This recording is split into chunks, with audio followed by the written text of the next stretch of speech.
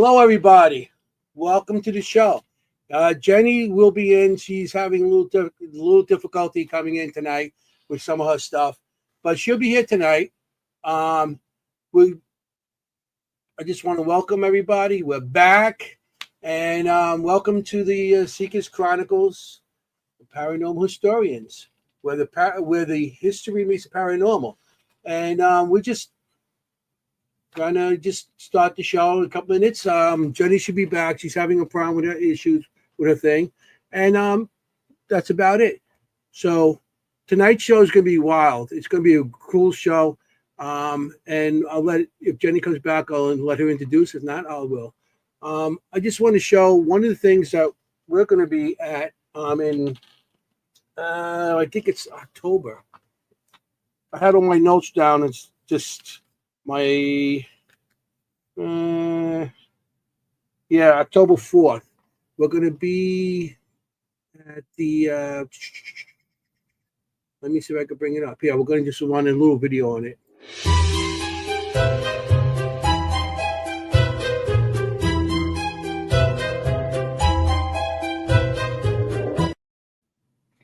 Yeah, right now there's tickets on sale for that show, and hopefully I see you guys there. Jenny, I, and Richard Marshall are going to be speaking at 12:45. So we're going to be speaking about a bunch of different things. I want to say hello to everybody in the audience. Hey, hello everybody. It's a little weird. I just started off by myself, and usually have somebody to talk to, but talking to myself, it's kind of boring, you know. That's why I like to get everybody else in there. So here I am. So tonight's guest, I'm going to introduce tonight's guests without Jenny. So here we go. Tonight we're going to have Shauna. I hope I'm saying her name right, because I'm bad with names. I'm really bad with names. And she's one of the owners of the Das House. And here she is. Hey. Hey, how are you? Doing? Good. How's everything? Doing really well. No complaints at all. Staying busy. That's the best thing, is when you stay busy and everything. We met at the at Gettysburg Battlefield Bash. Yes. Yeah, that's where we met. And I went by and I'm like, hey, this looks like a cool location. And so it was awesome to meet you. And and Danielle, am I saying her name right there? Danielle. Mm-hmm. There you go. That's why I let Jenny introduce everybody, because everybody in the audience. Here she is. There she is. So sorry about that, everybody. I had severe technical difficulties. We had to resort to using my phone. Yeah. She had to have one of the cats rewire everything for her. Yes. And she just went off. There she is. She's back. She is. Hi, guys. I was just saying how we met at Gettysburg, and it was nice meeting them and everything. And it's like, another day at Gettysburg. I know. Love it there. That's one of my favorite. I've been going there since the second when they first started. And the second one, the first one I went to, and the second one I was like, I got to put my stuff up there. Mm-hmm. So that's when I started going, and it was an awesome place. Really is an awesome place, So, Jenny, I had to introduce the guests. Oh my God! First time in what is it? 49 episodes now. Yeah, we're on 49, episode 49. First time in 49 episodes, he's had to introduce the guest. Wow. Yeah, well, and I said the name right. I said the name right. See that? It's the end of the world. I crucify people's names. Just regular names. I just like, whoa. Smith, Jones. Oh, yeah. The simple. I call somebody their last name Smith, and their last name was Jones, I think it was. Yeah. And I used the right first name, the wrong last name, and it was like Joni Smith. No. We decided that let Jenny do that, and because she has a better understanding with people's names. Me, I was like, hey, like Yeah, I you're said, the eye candy. Yeah. He's the eye candy. Oh yeah, you did Yeah. great. You did great. see that? See, I got. See, Johnny, I could do it. I I don't know want you to. don't. I don't want to You give you don't too need me. big of a head, but you did. You did Well, perfectly well. He can't get this doesn't out of need me me bigger. anymore, Shannon. He doesn't need me. Oh man. No, I do. He sabotaged my computer. No, I'm kidding. It was Yeah. like, she's not Well, coming on tonight. Oh, Hi, Yeah. everybody. So yeah, hello everybody, audience. Hello everybody. Yes. Hello to Jenny, all our hey, friends. Jenny, I think so many people in the audience are about to not come in because you Oh, weren't here. stop. They Stop. only I'm come here looking. because of I'm you. looking at everybody. Hi, everybody. Yeah, everybody wants here for you. Yeah, I think they're here for our guest, actually. So that's I true. can't wait That's true. to get into this. I've been really excited about this episode. Oh yay! Thank you. Yeah. Yeah. Of I mean, course. we have definitely have a road trip, and so the question is, you want to ask the question, the main question, Jenny? What's the question we ask all our guests? We always ask, how did this happen to you? How did you end up here? Where did you start? Where did you start? Okay. How did it happen? It is a bit of a loaded question. So it boils down to one person, and that was my mother, Holly Cataldo. She was the reason I got into it. She's the reason I'm doing what I'm doing today. 15 plus years ago, my mother, I can start with saying my mother was very gifted. She was a psychic medium, and I was the pain in the butt kid that always thought she was full of crap. That was me, I humbly admit that, but it was, the paranormal was, adventures she would go on, and I was able to go with her and hang out and, have those memories with her was something that she truly loved and saw the lives that she touched and changed. And even though I was the skeptical kid, I saw the impact she was having on people. Mm-hmm. So as I grew up, she moved to Westchester, Pennsylvania, more towards the East Coast. And, I wasn't able to do as many things with her then. I was raising my children here. And just over the years, we'd still touch base, do things. But every year we went to the Gettysburg Battlefield Bash. That was our yearly thing. We would come together. My daughter actually started going with us. So it just became, a family thing for us girls that we did every year. And that now that my mother is no longer here, that family has now become my family. And, that's how it all started. And things have just snowballed from there since her passing. So yeah, that's how I got into it. Nice. She taught me so many things. She might have not thought she was teaching me things, but seeing the way she respected spirit and the way she conducted herself with people and investigations and how she just loved everybody. Like she wouldn't know you from Adam, even if she, had a running in with you somewhere. She was always on social media here later on. And if she saw you were having a bad day, she was the person to reach out to you just to let you know she was thinking about you. And she hoped, if you needed anything or just somebody to talk to. She was that person for a lot of people. That's what, I probably met you there because I've been doing like I said before, I've been doing the Gettysburg Paracon since the second one. The first year they had it, I just went to it, and the next year I had to be part of it. That's it. But then I didn't show my spirit art. I just showed all my equipment and my thing for the Seekers Club of the Paranormal and everything. Yeah. So I probably had to run in with her, talking to her and stuff like that with you guys. Yeah, absolutely. This was only our second year vending there. Prior to that, like I said, I had been there every year with Mom. The only year, obviously, we didn't go was COVID. And then 2023 was when she passed away. But we've been there for all of them. And we will continue. As long as it's happening, we will be there. Yeah, me too. I love that. Beautiful legacy. I love that generational thing. I have daughters myself.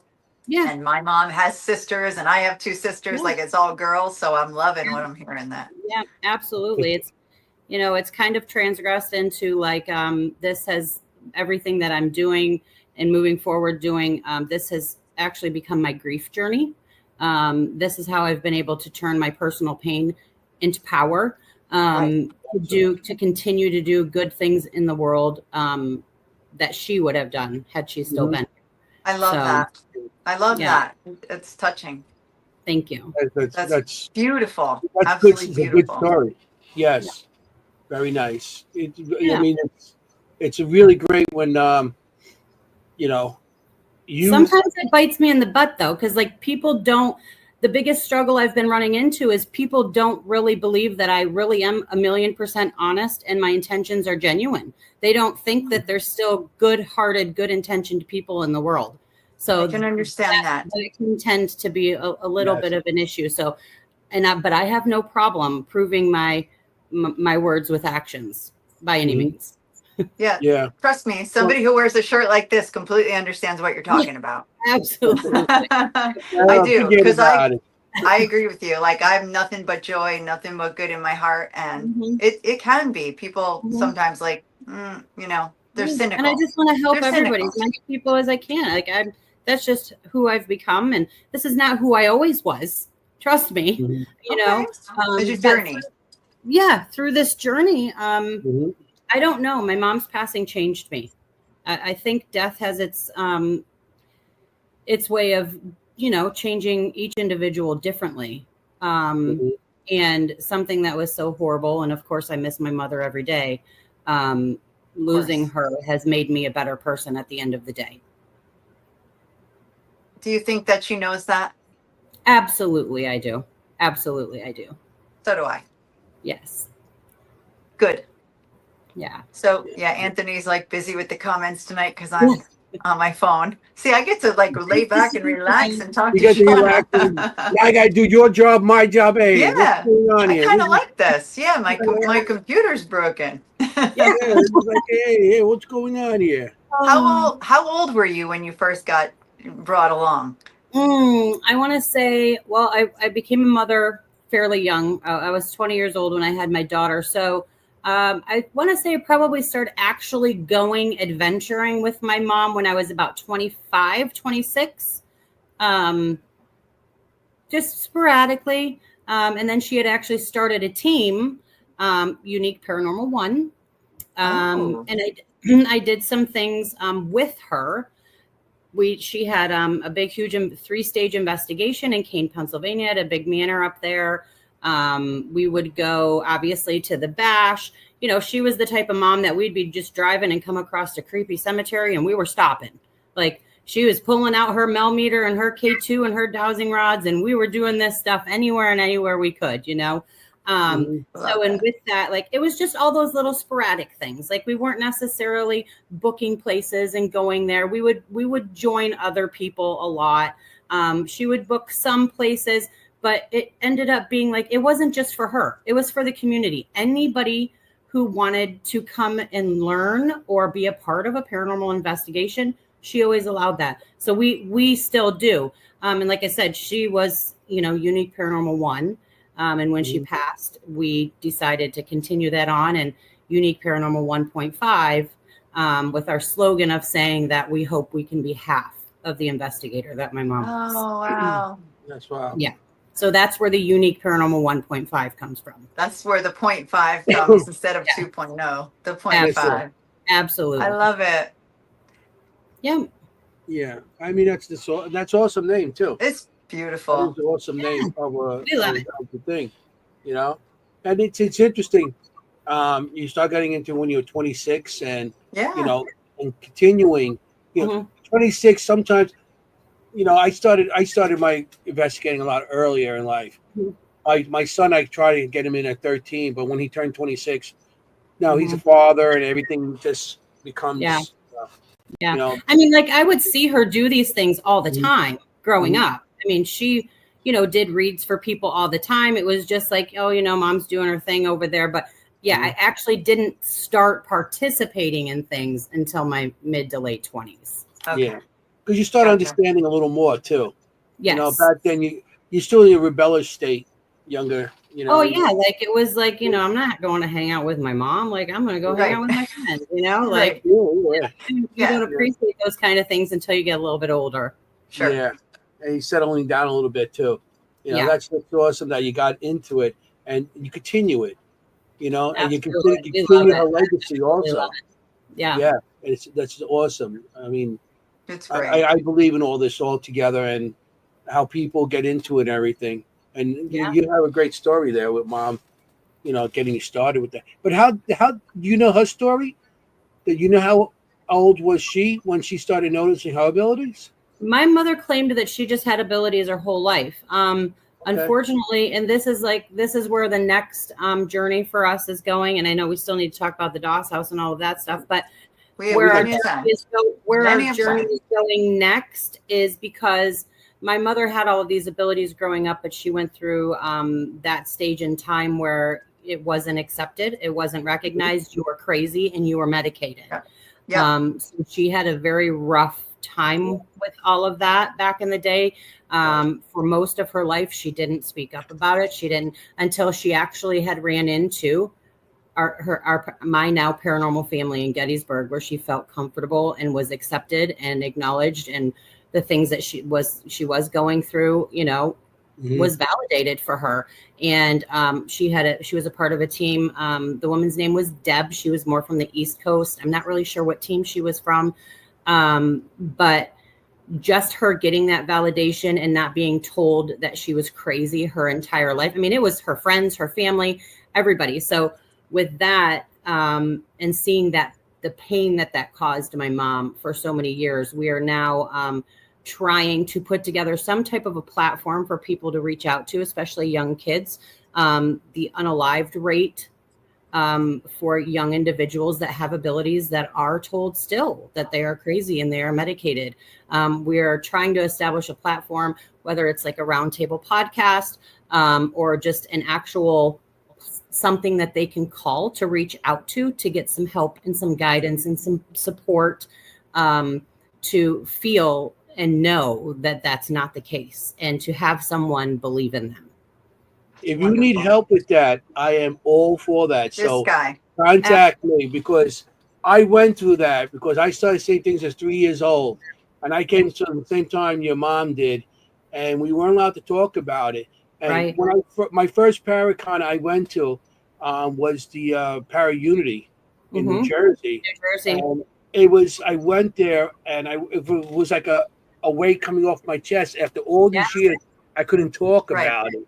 And it was just like, cause my wife even said when I came back, she goes, you met your peeps, because you're just so, and it was so relaxing and everything, because before that, it was, you know. You were afraid. You were afraid to say, like, See, I wasn't afraid, but I had a lot of people commenting and stuff like that. And because I started talking at the age of 13, 14. More or less bullying you then. But that's back in the 70s. Yeah. But they tried to bully me, but I became a person that fought back and got physical.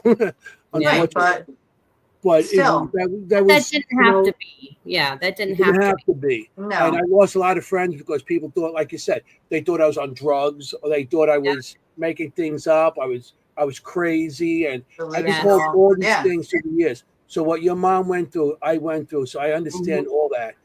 And when it comes to kids, you can ask Jenny how I am. When kids come up to me, I talk to them, and I try to help them. So if you need any help with that, I'm definitely I will definitely take you up on that. Reach out to me, because something like that with children. I can't recommend him enough for that. I really, and especially he talked to the parents as well. Like when we have kids come to our events who have abilities, he always makes it a point not just to talk to the kids, but to the parents and say, hey, listen, when they talk, believe them. Believe them. So, absolutely. So if anything, if you want to, but it's not about me, it's about you. Yeah, sorry. No, but I love this idea. Like, let's sit with it a second. Like, I absolutely love this idea. I had no idea. I mean, I don't have abilities, so, of course I don't think like that, but I think it now.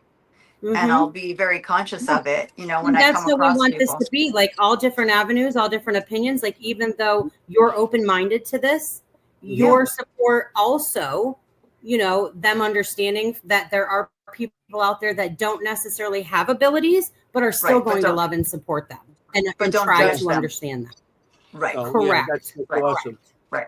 So that's cool. Awesome. So you have you know, well, what? Well, we got some time. We got all night long. We got it. We got all night. It's We only got 8 time. o'clock. I don't want to Hey, answer all I'm the here for questions and then We don't have to rush. end. You know, and at the end of the, we run out of things to ask you. And we're going to sit here saying kumbaya. You know, that's not going to. You know, I can talk for days. It's fine. This is great. I Good. love doing this stuff. Came to the right place. So can we. Yeah, definitely could talk. But 305, Mr. 305 and 305, Jenny and Armando. Jenny and Mondo are here. Mhm. Yeah, they're saying hello. Love I guess them. they know. Absolutely love them. Yeah, Good they people. are obviously fond of you as well, which They says are a lot great about people. you. They are Yeah. great people. Thank Because you. they're wonderful. Yeah. I mean, so you've been investigating, since you're 26. So with your mom, and so Mhm. some of the locations you go out because you're in Pennsylvania, aren't you? Well, I'm originally born and raised in Michigan. Okay. And I didn't come out to Pennsylvania till about 16 years ago. Oh, okay. So you're from Michigan. Okay. Yes. Mm-hmm. Very Okay. nice. I don't know any of the locations out there that but Well, yeah, we didn't do any investigating back then. I was 29 when we moved to Pennsylvania. So it was just like the little pit stops at cemeteries and stuff like that. Mom had then moved to Boston. So I would do things in other states with her. And then they ended up, like I said, in Westchester. So we would travel out and about, or just like I said, when we were together, like she was the lady that just pulled over at the cemetery, or like half of a building that's still standing. Like we were going to plunder it and check it out. Like, her when I tell you her meter, her K2 and her dowsing rods were with her at all times. They were with her at all times. Coolest mom We ever. made little jokes that we needed to make her like, because back then they didn't have all this fancy stuff for ghost hunting equipment, right? We told her we were going to modify a tool belt to put all of these little things. And if you ever, you knew my mom, she was 90 pounds soaking wet. She was a little teeny tiny thing. And so, we harassed her every chance that we got. I love it. She's like paranormal Wonder Woman. Oh, absolutely. Back then when you went on investigation, like you said, dowsing rods, everybody in the audience probably know the by cassette now. player, like the big old cassette player. Oh yeah, the tape player. That was my biggest. I started was hitting the buttons and then going back and putting the tape over so we could reuse that tape again. Turning it over. Yeah. That was my job. I love it. I did that. Me too. This one made dowsing rods out of coat hangers. So believe me, we've been doing this a long time. Wire hangers. I'm surprised she didn't go do to that. cemeteries with wire hangers. And back in the 70s, giving away my age, back in the 70s, I was the coat hangers, the metal coat hangers. Yeah. I carried a compass on me. That was me too. Yeah. And I had like everybody in the audience, a 35 millimeter camera. Yeah. And I climbed fences into cemeteries because I grew up around 9 cemeteries. So Mom was Polaroid only. Polaroid only. Polaroid, yeah. Polaroid only. Yeah. Well, back then, it's becoming more popular now, so it's super expensive now. Very super. It's like $5 a picture now. Yeah, it was comparable exactly. to dropping your roll off at the place to get developed. So yeah, that was cool because we could actually see it all right there, then in the action. You know how many rolls are still left at because I couldn't afford to pick them up, and or rolls that weren't developed because I couldn't afford to develop them. I had like a bag of rolls of stuff. I did get some developed, but back then you didn't know what you're looking at really. You're sitting on a stash of paranormal evidence, man. What are you thinking? Yeah, you didn't know, and you had nothing to refer back to, like the TV stations. Like the TV, I mean, I learned some from the TV shows. But you use your own common sense to when you go out, you pick up other people's techniques, and it just to this day, I don't care how long you've been doing it. Excuse me. To this day, I still learn from other people. 100%, every single time. You can learn from the newest people that come in. Absolutely. Techniques and stuff.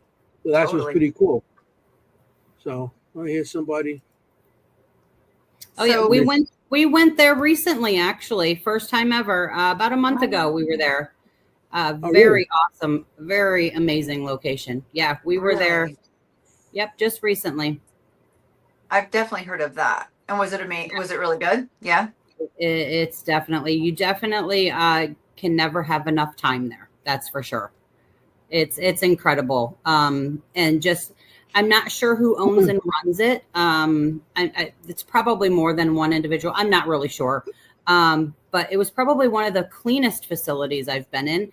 They really do take care of the building. They preserving the history. Like that's another big part of it. Like I'm big on history and preservation and stuff. So that was really awesome to see that. And there, we got a ton of activity there. So it made it even better. Oh yeah.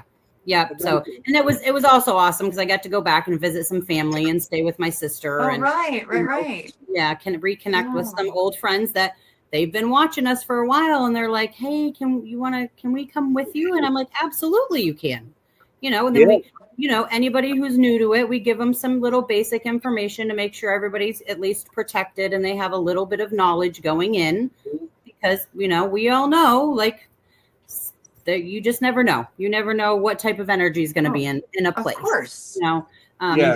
Banding together and making sure everybody's there for each other for us is always important. Of course, we always try to educate and we're always looking for light and positive energy, but we also acknowledge that there's some not so negative energy out there. Of course, we're not looking for it, but we know the possibility of it showing up on us is there. So we want to make sure everybody's prepared and protected. Yeah. Right. That's awesome. Yeah. Always better to do that. Absolutely. Always better. Right. That is safe than sorry, for sure. Yeah. I mean, what do you call it? The asylums are usually always something there at a certain asylum, every asylum, because there's always something negative that happened there in the past or, very somber, sad feeling. You just, you can't help but feel just sad. Yeah. They're a bit unpredictable. I agree with that. Like you don't know what you're going to find there, and you have to deal with them like human beings, right? So like as alive human beings, there were a lot of issues, right? So as as dead human beings, you have a lot of issues as well. Yeah. Things don't really change after you pass. Yeah. Or even the residual energy of what the chaos that could have occurred there, can intentionally be harming as well. I fully believe in that as well. Mm-hmm. Sure. That's wild, those kind of places. What was like one of the worst places you've been to, one of the worst places? What do you mean by worst? Like most frightening? Yeah, pretty much. Something that really you're still thinking about like, wow. Okay, so there's your most profound experience. Yeah, there's two places, and one of the places I have to be biased because it's at the Doss House, and it's not because I own the Doss House, but it's because of what happened there. But the other place, and I can't remember what building it was. It was actually Crescent Sanatorium in prison in Crescent, Pennsylvania. Massive. Like I said, like I'm getting the chills just thinking about it. There was an incident in one of the lower level buildings. Like I said, I can't remember what building it was. But the hallway, all of the doors were a brown, thick metal. They had just a little flap down door on them. So the team, I think there was 5 or 6 of us that day. We kind of spread out along the hallway. Like it was dark as dark can be. The door, we had gotten the number 22 that it came through the Phasma box. And literally about 2 seconds after that, I didn't realize it at the time, but the door diagonally across from me, there was a big bang on the other side of the door. So, naturally I about crapped my pants and hit the floor, and I was, and then there was it was like the whole energy shifted. Some of the teammates had saw some like black figure like things crawling at the other end of the hallway, they were claiming. And when we flashed the flashlight up, it was door 22. So I think it was just that whole atmosphere, the eerie feeling, the being startled like that. And then looking in that room, and there was absolutely nothing in there, absolutely nothing. And it was forceful. Like I had never heard a bang that loud ever. So that was probably my most startling. I was not hesitant to just pack up my crap and get the heck out of there and move on to the next spot.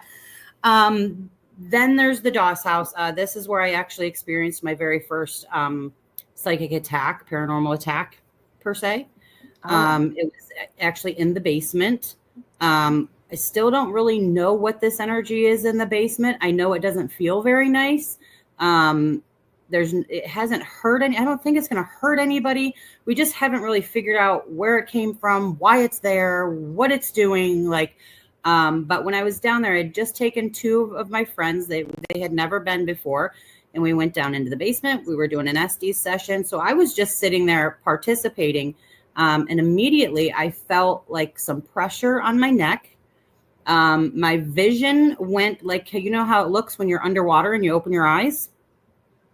Yeah.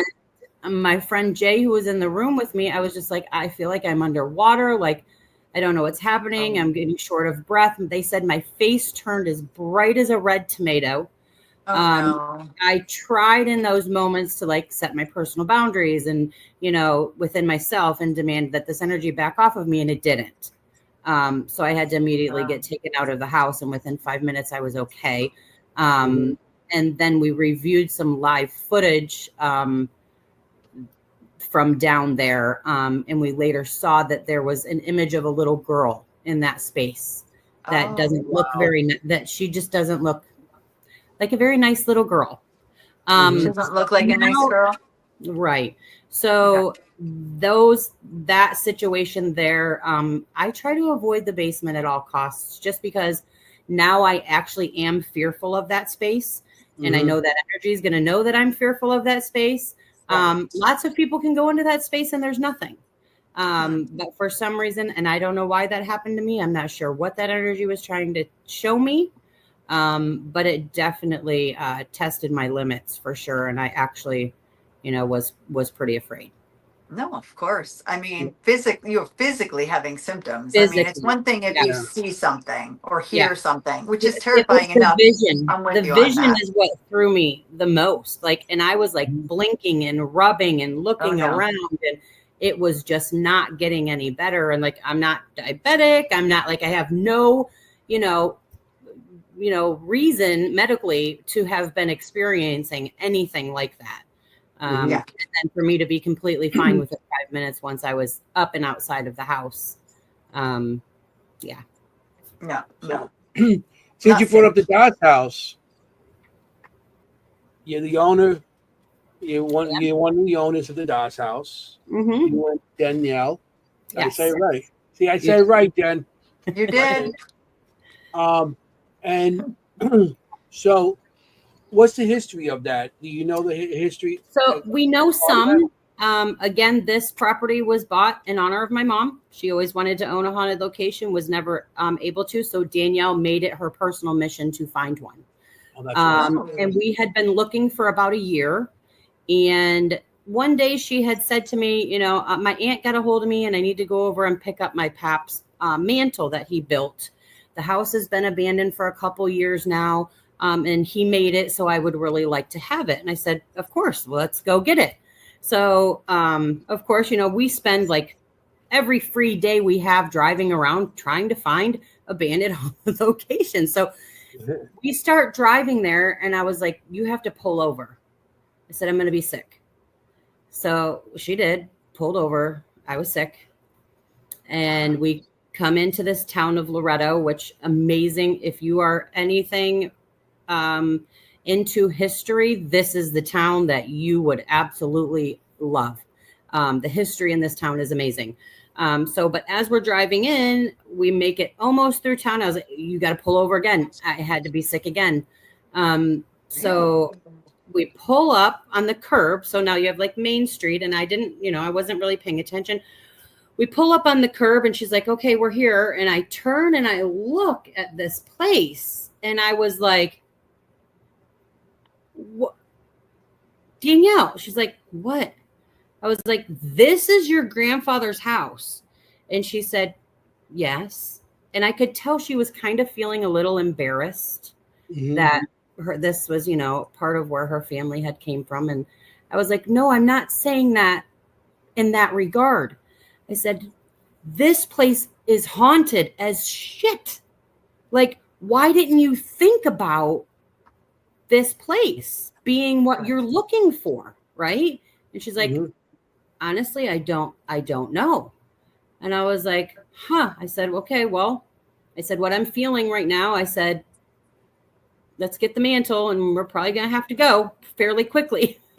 So we did. We went inside, and her Aunt Teresa had showed up about 10 minutes behind us to let us in, and we were in there. And mind you, this entire place was hoarded out. It had been sitting empty for about 3 years now.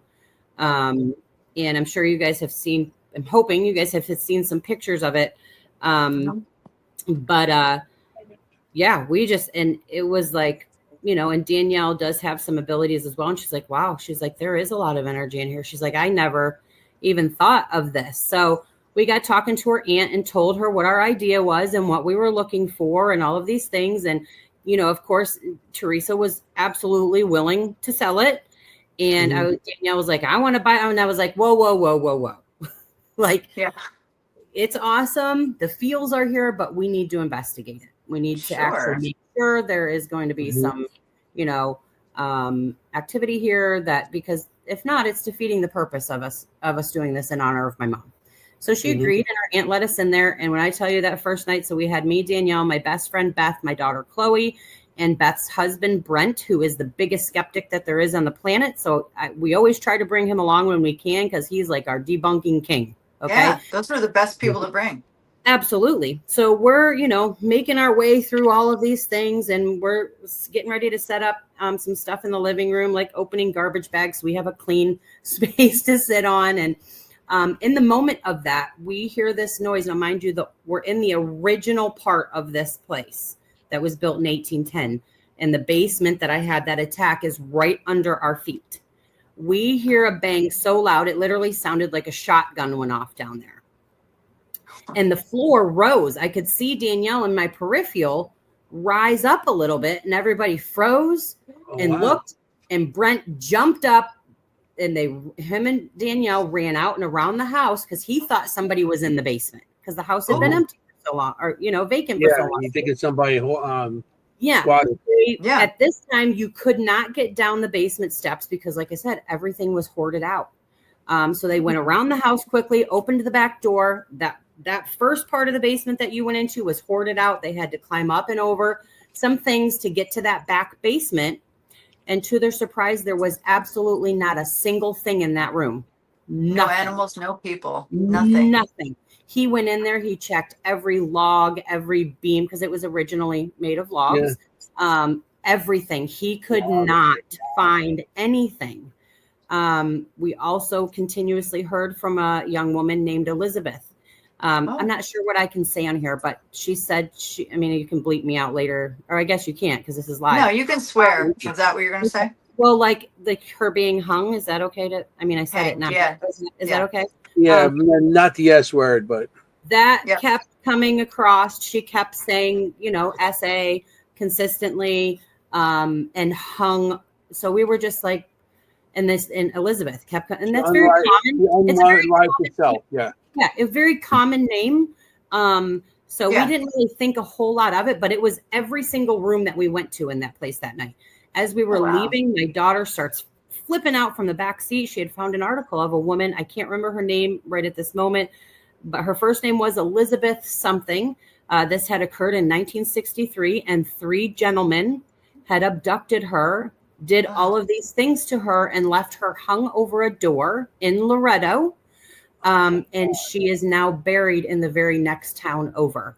So that was the icing on the cake for me. And I was like, okay, yep, this was meant to be. My mom preached divine order. I was living in St. Mary's, Pennsylvania, when I met Danielle. The house is on St. Mary's Road. We met for our very first date at Prince Gallitzin State Park. This town was founded by Prince Gallitzin, and he's buried right across the street.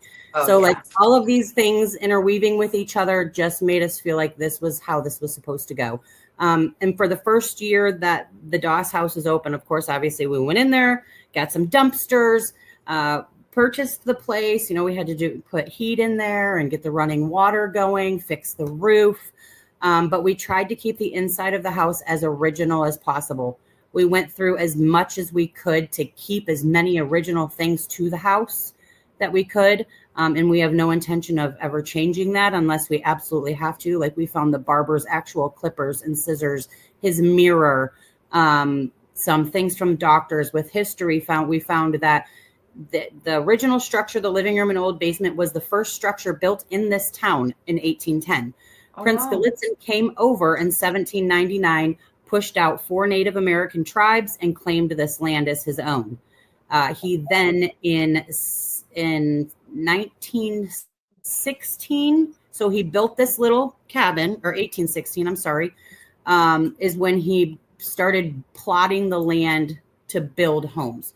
So we believe this original building was like the meeting house where they were making all of their plans, where he was staying while his church was being built. And then later, obviously not long after, he had his big own house over there by his church. And then Schwab, the man of steel, Charles Schwab, came into the area. He built his mansion at the opposite end of town, where it has the Mount Assisi Sunken Gardens. Beautiful, beautiful place. The monks still live up there. Then we have the church, which is now a minor basilica. Absolutely incredible. The Pope was there, I believe, in 94 when he deemed it a minor basilica. A big tomb out front with a full statue of Prince Gallitzin, and his tomb is there, and you can actually go down in to where his final resting place is. Cool. So yeah, that and like I said, like for the first year, we disclosed that Danielle had anything to do with the house. We wanted the Doss house to build a name for itself. Before we openly were saying, that Doss was Danielle's grandfather, like, because we all know how this field can be. We didn't, lie about that, or we just disclosed it. We just didn't talk about it. That makes sense. We wanted people to go in there blindly without any influence, any interpretation, and let the house speak directly to them, so everything could be real and valid. So smart. So smart. Yeah. So that we're coming up on our 1 year. We opened it up on Halloween last year, and we have some of my mom's closest friends coming this Halloween for a big celebration, and we're ecstatic. It has been one heck of a ride, I'm telling you. I bet. Yeah. I bet. I got a question for you. I know that you said the woman was hung there. When you were talking about that, I visioned a redheaded woman with green eyes being abducted and really hung there. That is possible. I do not know what this woman looked like. I will pull that article back up and see if I can find something, and I will 100% let you know. What I see is like long, straight red hair, green eyes, and she does look Irish to me, like Irish type with the skin and freckles and stuff like that. And she was young, and I see her like in a white shroud, like like a long white gown. I don't know, like a long shirt or something like that. It goes down to her feet. Yeah, like draw it, Anthony. Stuff like that. Yeah. I'm not seeing good things about that. But you did get a little. Wasn't pleasant. Yeah, the article wasn't. Well, what I see is a redheaded woman with green eyes. I will definitely check that out. Like Irish or something like that. Yeah.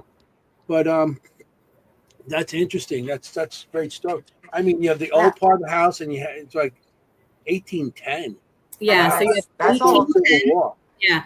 So you have the living room and basement, 1810, and the little lofted upstairs bedroom. The dining room was late 1800s, has since had to be, a new foundation put on it, and the building raised up because it was literally falling off the back of the house. So when you go there, it will look like it's a newer part of the building, but it's actually not, because they had to put a new part of it up. So then that was late 1800s. And then the early 1900s, the kitchen area was built on. And then it wasn't until the mid 1900s that the barbershop was built, when Doss and his family purchased the property. I believe that was in 1943.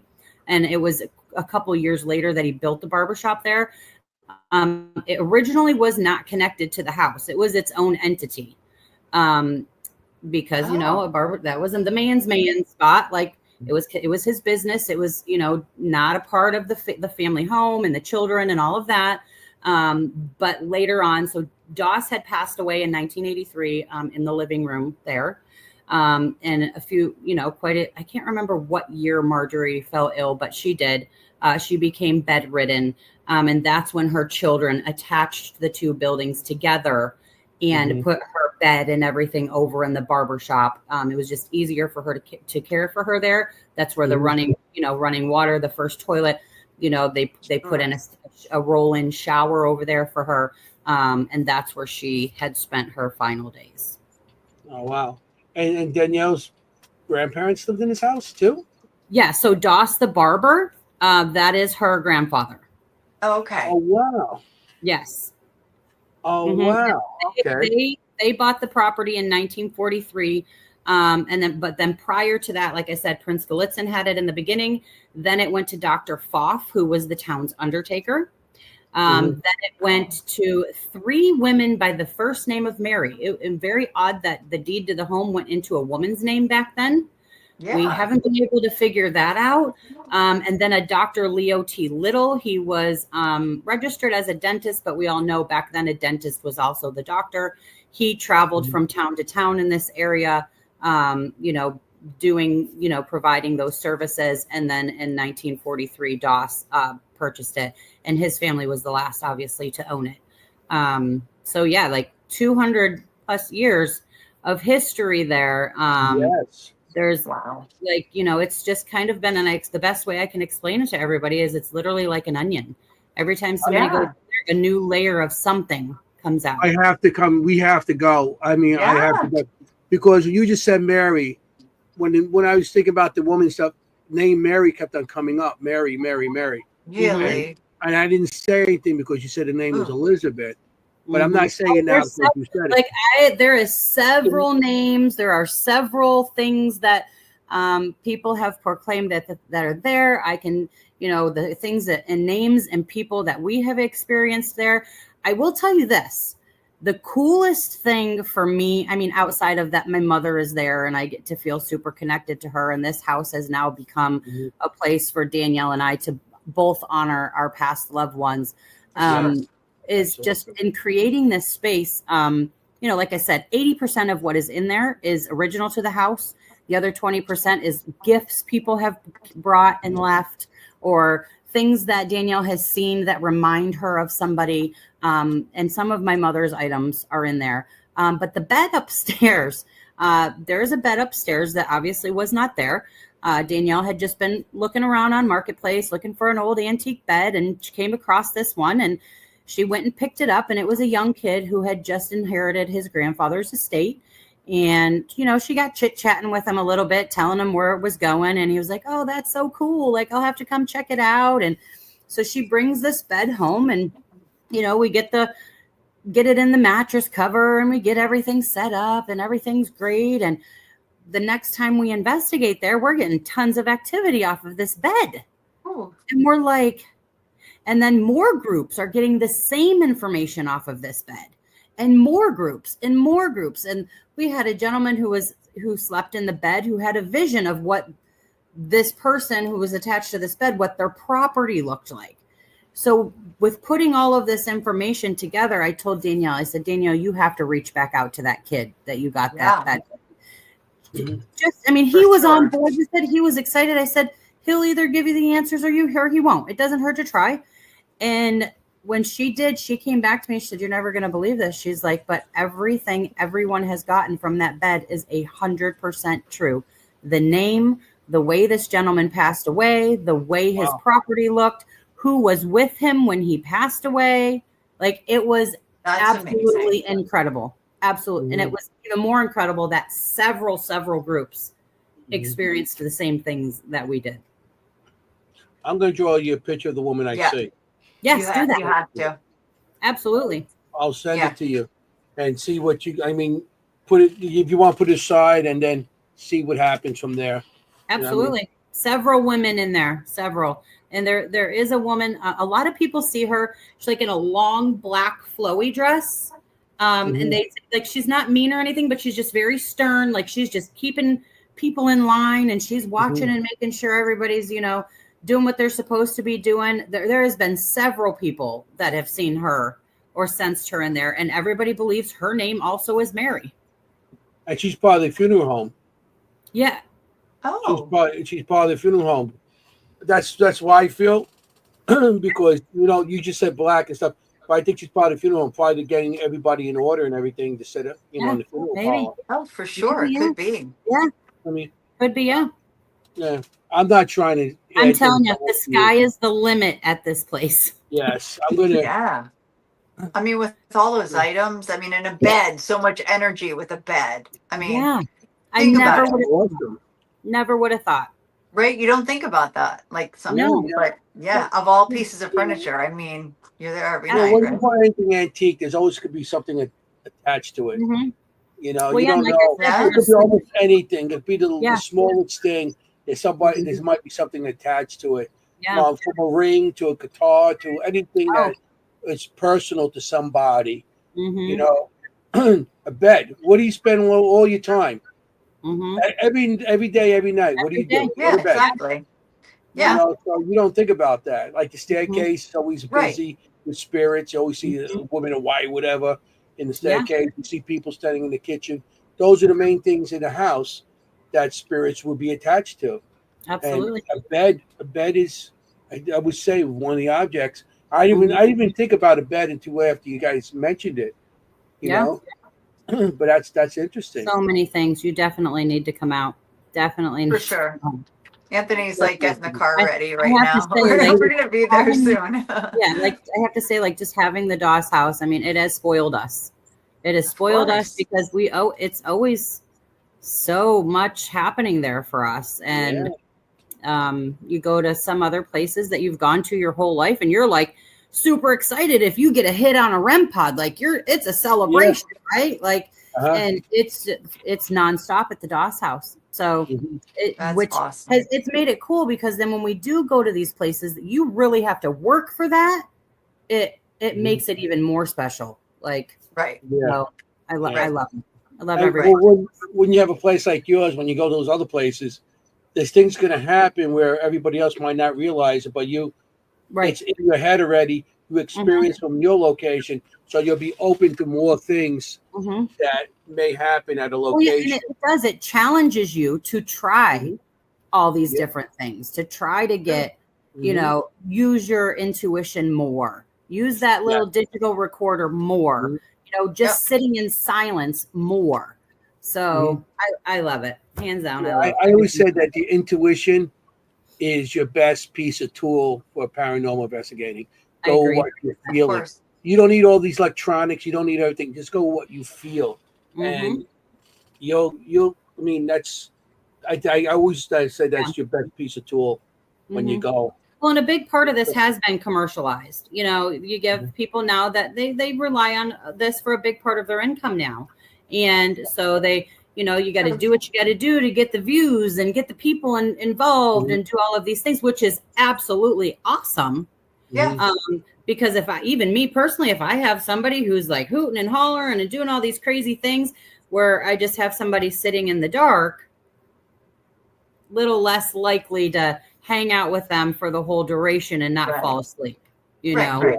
So, but it teaches you all, like you said, you're learning from everybody all the time. Yeah, it's you have to, like I said, I'm open to everything, but I'm one of those people just rather sit in the dark and absorb what's coming in than somebody sitting there with a RAM pie or one of those bells or some kind of lights or whatever. Because everybody out there wants, because that's what they see on the TV shows. It's all I call it the bells and whistles. Because everybody's like, oh, look, the lights go. But if you're sitting there, you don't realize, just be quiet. Yeah. Listen. There are tons of audibles at the Doss house. Tons. It's a great place.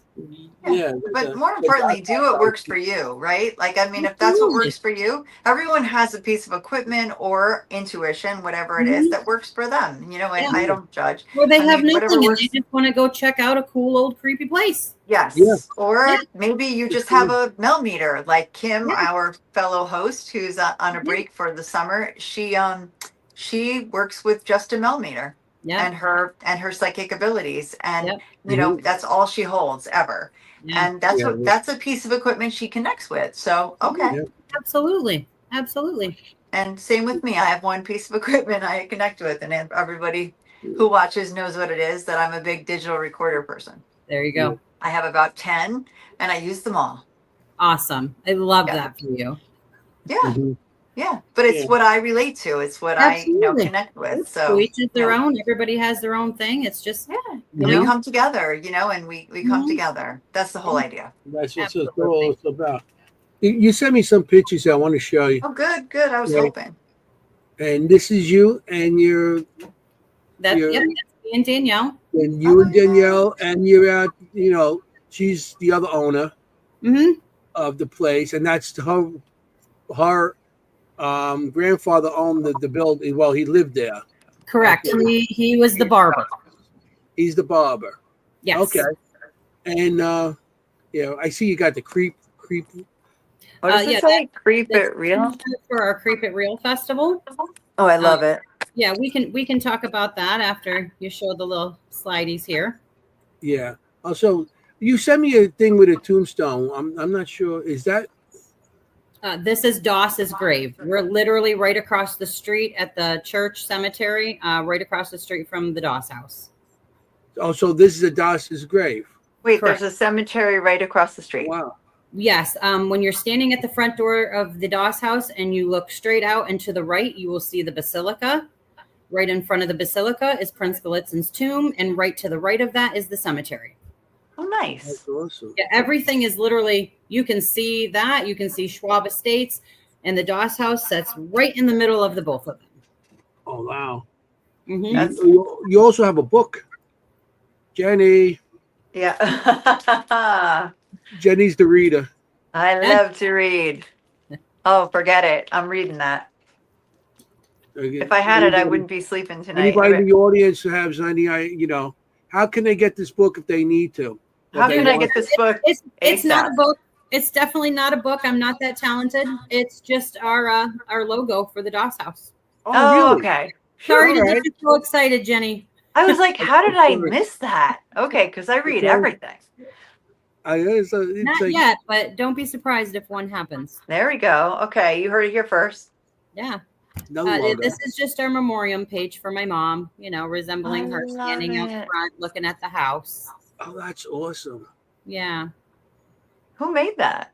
My daughter, Chloe, she does a lot of our stuff like that. She lives in Oklahoma, so her participating in a lot of our socials and our flyers helps her be able to be involved How nice. with doing this stuff to honor her grandma. Okay. Young people are so talented. Mhm.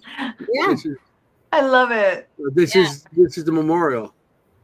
Yeah, so this is basically kind of like my media kit. I've started going to quite a few events and actually guest speaking there, kind of just, sharing my story and how I've, turned my grief into a journey of positivity and, bringing the community together and doing things in a positive way. This Yeah. is good. That's interesting. Yep. I just want to make sure everything you send me, I will see before, because we're gonna get into it. Yeah. It's like, but I mean, the house sounds awesome, and I definitely got to get out there. And the creep it. Yeah, the Creep It Creep It Real Festival. I love it. My wife actually was not very fond of this idea. Okay. Why not? She I don't know. She's not a very big people person. She doesn't really like big crowds of people. She doesn't have to feel like she has to entertain.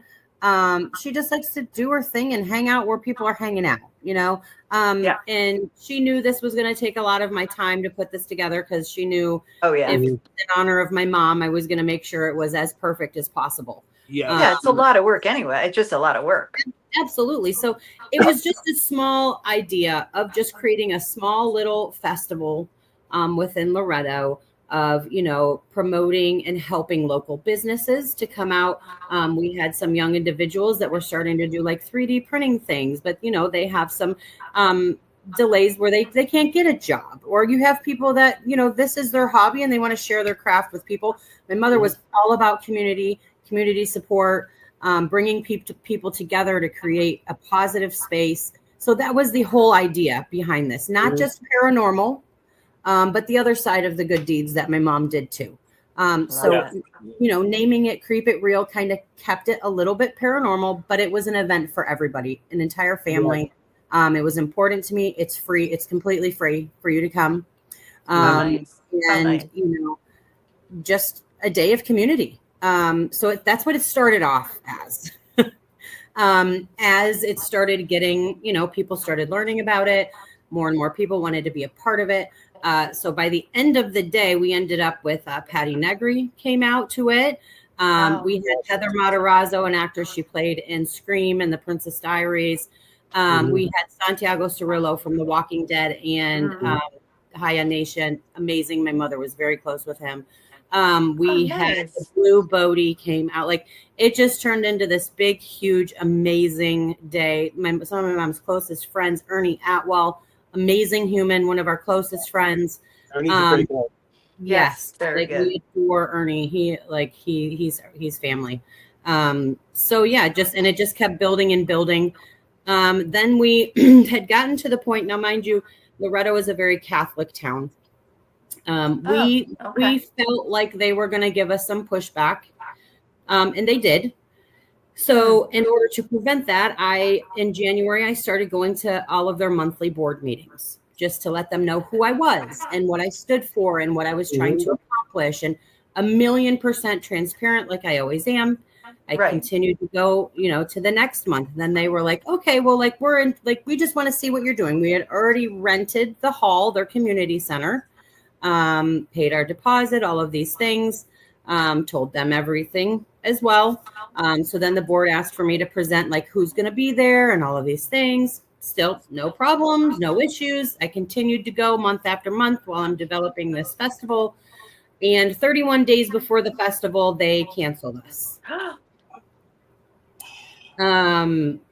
Devastating, absolutely devastating. And the reason that the mayor gave us that the college came back to us with was because we had made a proposition to hold a parade in the town to honor hometown heroes, which obviously we all know what that is. Firemen, police department. Yeah.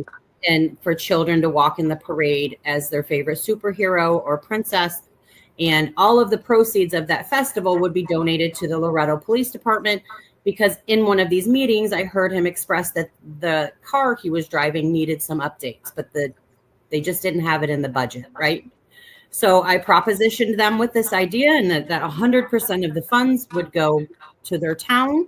They then asked the college, which St. Francis University is in this town. My daughter graduated from there. And just to ask if we could line the parade up on one of their side roads. That was the day everything tanked to the ground. They said that they would in no way, shape, or form support demon chasers, was their response to the mayor. Oh boy. So then, Jenny, you're sideways. I know what happened. Right sorry. there. What is going on tonight? While you fix that, I'm sorry. What is going on tonight? So it turned into that. They canceled our event without notice. So that then had me go, I then was scrambling. I'm like, what, we have airline tickets and all of these things. And, panic struck. And a good friend of mine, Ryan, with Paranormal Theory, reached out to me and said, hey, why don't you get a hold of Dave at the Old Stone Jail in Ebensburg? And I was like, I thought about it, but there's a host team there, and I don't want to step on anybody's toes. I'm just not like that.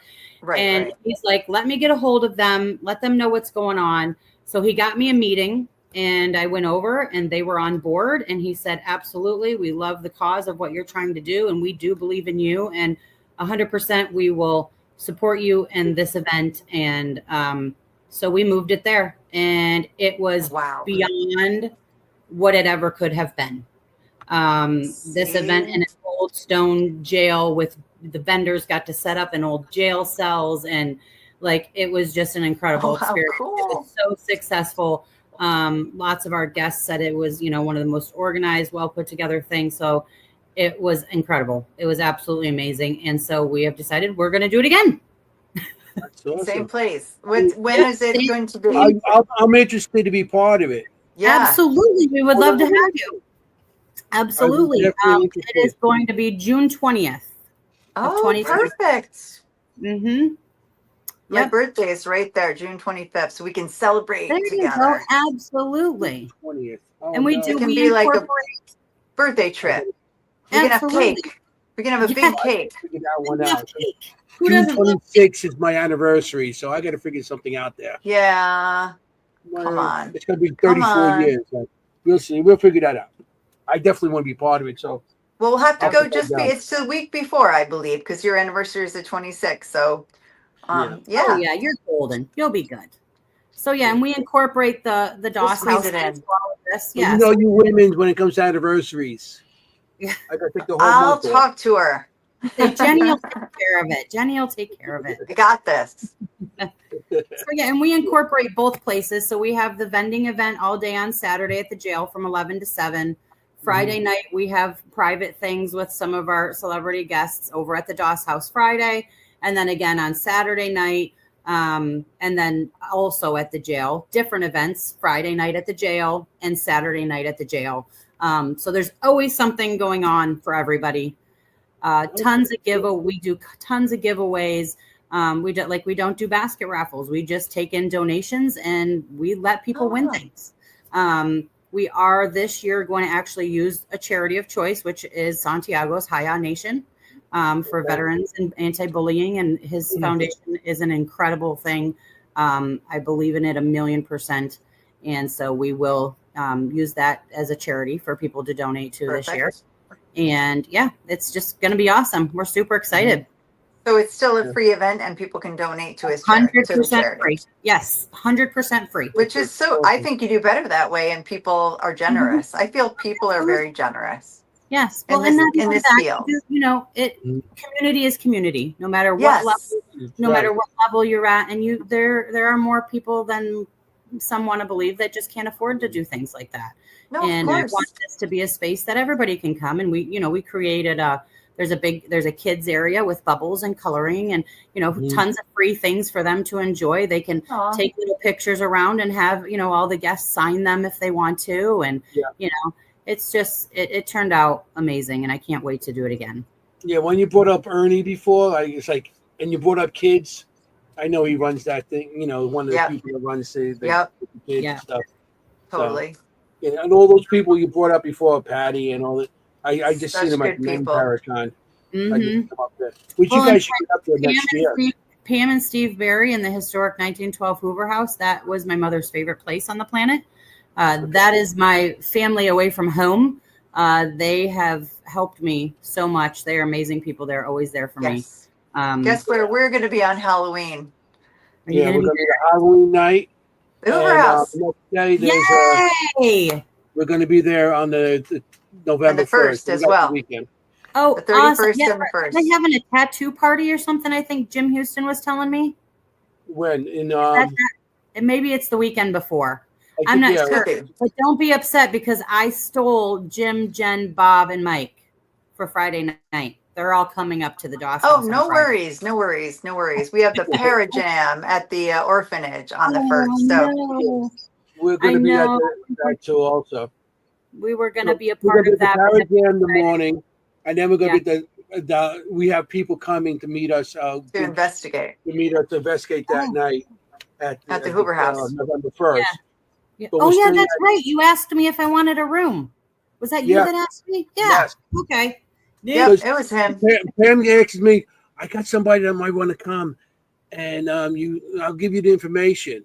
So that's why I sent out to you guys. Yeah, because prior to that, until I got Jim and everybody to come up and do table tipping and stuff for the 1-year anniversary at the DOS, because we're coming down that way Sunday to go to the lodge, the Rainworth Lodge. Oh, so I was like, we can stay the night at the Hoover House on Saturday, and then we can hit Rainworth. And then she's like, we have an event. And I was like, let me talk to Danielle. And then Jen and Jim and everybody's coming down. So we're just going to hang out. It's such a busy time. I mean, there's so many things that I've been like, I can't go. It's, there's so much stuff. Yeah, that time of year is very hard for people that in the paranormal. Start coming through. And there's always so many things going on all over the place that You Well, try to catch as many as you can. Well, next time. And Absolutely. And June 20th, I wrote it down in big letters. Yes. Yeah, I'll definitely. Keep I'll it definitely real. want to get that. Get you this year. Yeah. Definitely. I love it. I mean, I've been trying to get as much podcasts and now. I mean, the Paracons as much as we could get into. I'm pushing my art now. I'm pushing my spirit art. I used to push all my investigation stuff and everything and talk to people, but now I'm pushing my spirit art and it's turning out. So it's going so well. Don't let him be humble. It's going amazing. I can't wait for him to get to the DOS will house. Keep you successful though.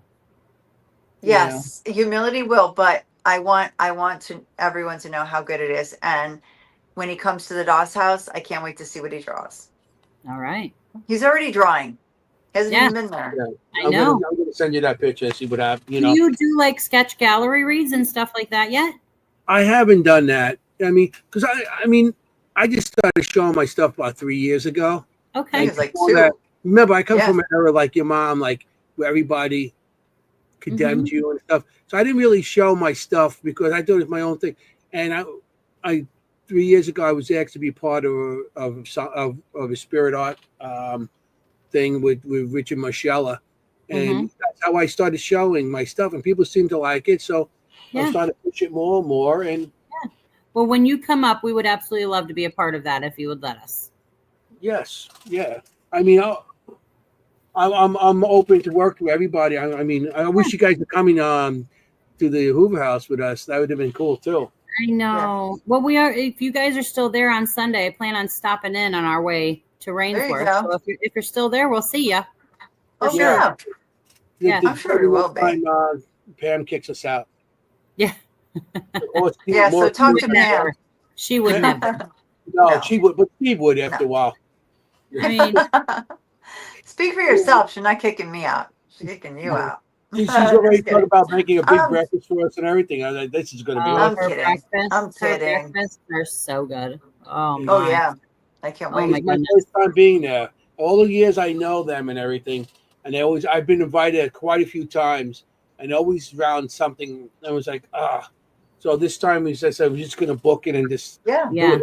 You live for Pam's breakfast when you were staying at the Hoover House. Oh, yeah, we finally got to food. Usually we get to food a lot earlier on this podcast. Yeah. But we finally got to food.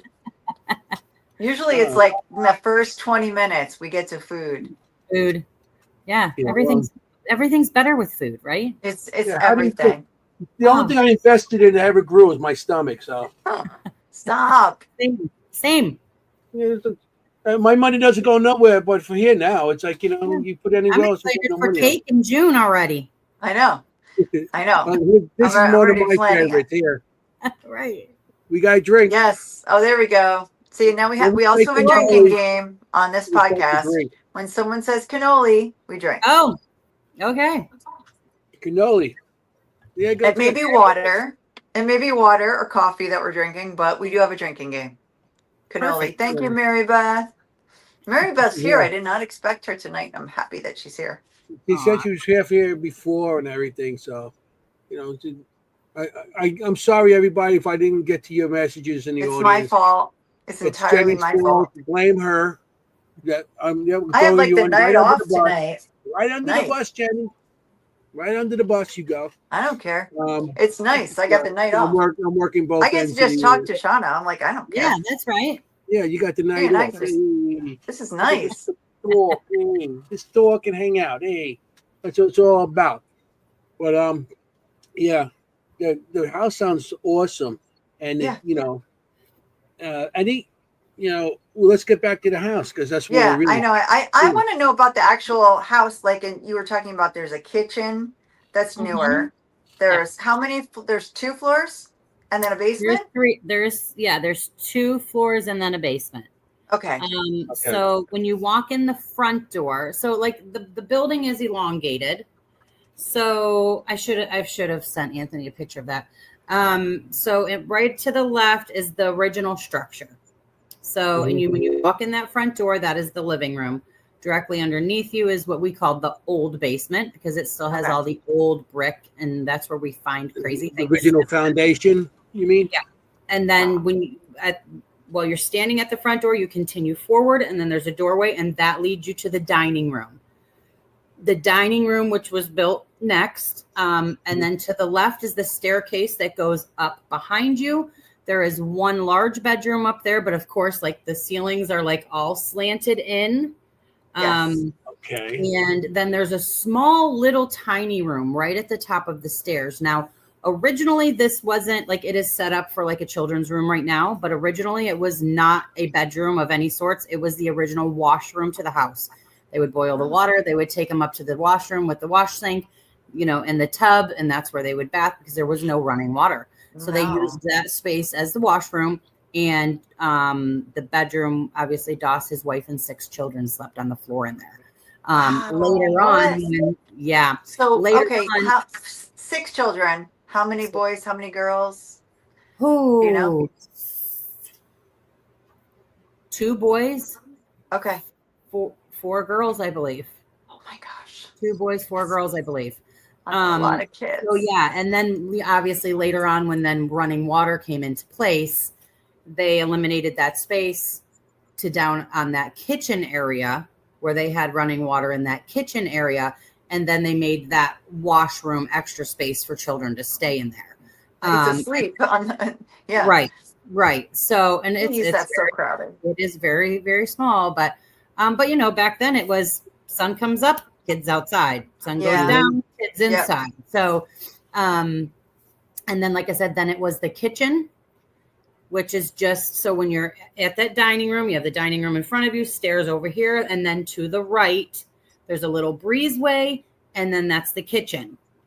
It's like more elongated, rectangular, and then just beyond that is the ramp that takes you up and into the barber shop, where the bathroom is, the actual toilet, running water, the shower that they had put in there for Marjorie. We did rip that out when we bought the house. But you do still have a full functioning bathroom. We got heat in there. All the water's working again. Roof is fixed. She's good to go. I love that you mentioned that because that's a big deal. Yeah, it is. Huh? You had me when you said you have a bathroom. I know, right? Because it's like a big deal in paranormal investigation. Like, is there heat? Oh my gosh, awesome. The bathroom and heat was number one to us. And coffee. Hello. It's like she knows me. It's like she knows so we keep drinks in there for everybody, water, energy drinks, unlimited coffee is in there for you, snacks if you need anything, like feminine products in the bathroom, because we know me at unlimited coffee. But I don't care about heat, just the coffee.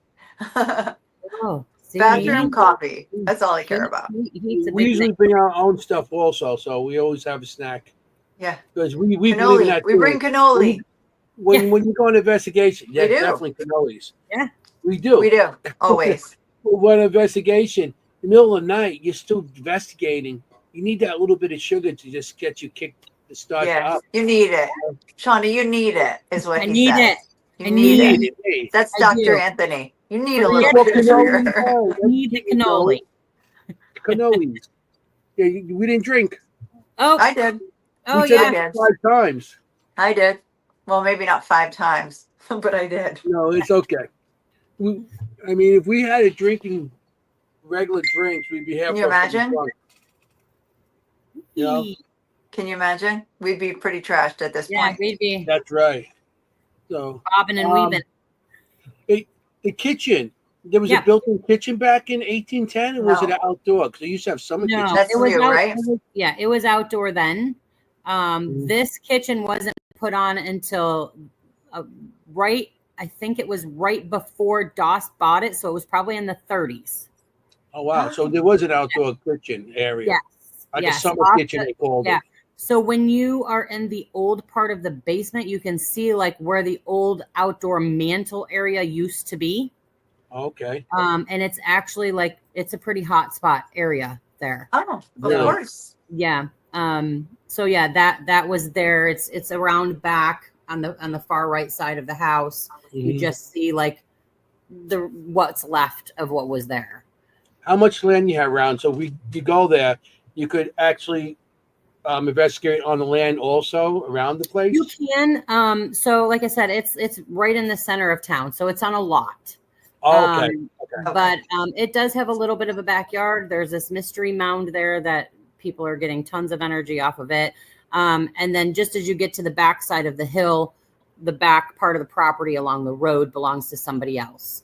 So and there's noise, right? Like, I mean, it's noisy to investigate. Occasionally, but not really. This is actually very a quiet town. The only time you usually get some noise is later on a Sunday night when the college kids are stumbling back from the other end of town from their parties. But usually once they then, make it inside, it's pretty quiet. Okay. Do people try to get in there when you guys are not there? They do not. We have security cameras visible and everywhere. Okay. So, I mean, knock on wood, we haven't had any issues whatsoever. Good. Okay. I know a lot of places that were abandoned for years, and after you start getting it all set up and everything, you always have people trying to get in it for the years. Yeah, I think because of who the family was that owned it was predominantly known in that area, and he was respected. I don't think anybody was gonna do anything. Yeah, that's fair. That's fair. Yeah. But that happens at people's locations that they own. I mean, we know this to happen at the Hinsdale House and places like that. So I have a question as out there in the middle of nowhere. Oh yeah, for sure. And we've had people come down while we've been there. And I always said, like, I'm good staying here by myself, but what I'm scared of is the people, the teenagers or whatever. People. Like, I'm not blaming teenagers, but it has been teenagers the last few times that come down and they're like, can we come in? And I'm like, if I'm there by myself, I don't feel so great. The ghosts, I'm good with. But I have a question as an owner. Like, I have a lot of questions as someone who owns a house like that. Because, I know people who have just started, owning a house, right? How do you feel about the camera? We talked to Ed recently at Sweet Home Estates. Like, how do you feel about the camera trend? Like, keeping cameras on 24/7? We do not do that. We do not keep the cameras on 24/7. What we do, the system that we have is activated by noise and sound, like movement and sound. Okay, but for security, not for paranormal. Right. Like, so there's just for both, Oh, okay. So in general, when no one's there, it's, as soon as, sound or motion is detected, the alarm's going off. Oh, cool. We get a lot of little rice burner cars that come cruising through the town, and I'm getting an alarm that all the sound, detection's going off. But what's cool is when groups are in there, because this service, like, you buy the system and you don't pay any fees, like no monthly fees. So what's cool is as long as there is a group in a room actively investigating, those cameras are recording the whole time consistently. The only time it is not recording is if there is no sound and no motion. And now, because of the size of the DOS house, most rooms are detecting sound while there's a group inside. So which then is awesome, because then I can go back, pull footage for people, validate, invalidate. Okay, this went off that, Oh, I love that. Yeah. So that's how we're doing that. And we don't have to charge anything extra because we're not paying anything. So we have no really cool doing it. Yeah. I love that. I use a body camera not only to capture things, but it's not great. Doesn't go very far, the light and everything. But I love it for my digital recorder because I can hear someone says a name and I'm like, did I say that? Kind of thing. Well, I can go back and look at someone talking, see if anybody was talking or hear myself talking. And it's great. Like if you hear nobody else talking on my body camera and yet it comes out the digital recorder, it's like, that's happened to me so many times. I'm like, that's gotta be one of us. And I can go back and check and it's not. And it wasn't. That's an awesome method. I love that. So you can do the same thing. Like if you really have something come out. Absolutely. Yeah. I love that. I love that double verification. Yeah. I love it. That's very cool. I'm a camera person. That's what I do. Yes, he is. I get cameras. I got the camera here. I got body cam front and back with people making faces at me. People. Who does that? Who would do that? I don't know. I love that for you, but I don't have that kind of time to go back and review all of that. No, who does? Yeah. Well, he's got stuff from 1978 that he hasn't reviewed yet. Remember, he told you with the camera. Trust the me. film. No, Yeah. I'm with you. I do wear the body camera, but I do sort of speed through it. I'm with you. The most we do now, obviously, is when we're in there, we have the cameras if we need to validate something. But otherwise, we're usually live on some sort of platform. So we at least have some type of video while we're in these places. Because it's just, I don't like dragging a big old camera around and worrying about swapping batteries. And I want to enjoy my time there. And, you know, so we usually just keep a live running, and then we review the lives with the community later on. And it's awesome. That's I do that every Wednesday night on TikTok. We throw up the last place we investigated, and we all review the footage together. I love it. Well, that's good. That's a good idea. Yeah, it's a very good idea. The more eyes, the better. That's how I look at it. Oh, absolutely. 100%. Everybody wants to be investigated, but nobody wants to do the reviews anymore. Yeah, it's true. I enjoy it. I do it as often as I can. I just don't have as much time as I used to. I tell my wife all the time. Yeah, I'm like, I am more busy now doing this than when I had a full-time job. Like, sure. Yeah. Just because of this, actually, and I want to do it, and I, you know, the sky is the limit, and there's just new ideas and new people, and amazing. I've met so many amazing people. That's awesome. The location sounds great. I mean, and the way you guys should go into community, it's more like you're part of the community instead of trying to, you know, branch out and become. A lot of people, you know, get these egos.